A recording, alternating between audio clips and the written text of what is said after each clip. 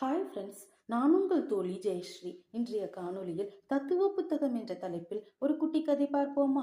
Gen குரு ஒருத்தர் இருந்தாராம். அவர் ஞானத்துடைய திருவுருவமா மதிக்கப்பட்டாராம். ஒரு முறை அவர் யாத்திரைக்கு கிளம்பினாராம். அப்போ கடும் பனியும் குளிருமா இருந்துச்சாம். பனிக்காத்தி வீசி எல்லோரையும் கதிகலங்க வச்சுச்சான். இந்த பனியில எப்படி போவீங்கன்னு ஒருத்தர் கவலையோட கேட்டாராம். என் மனம் முன்னாடியே அங்க போய் சேர்ந்துடுச்சு. அது போன வழியில அதை பின்தொடர்ந்து போவதில் எனக்கு என்ன சிரமம்னு கேட்டாராம் குரு.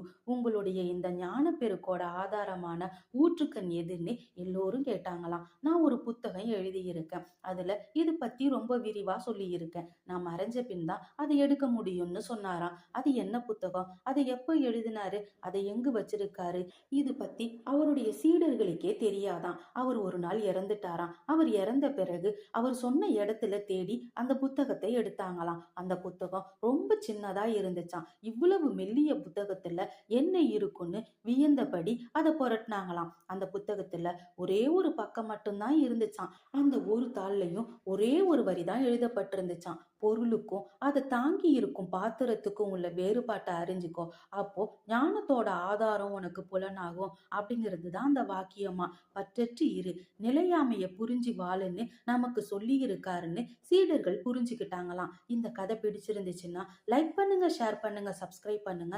நன்றி நண்பர்களே.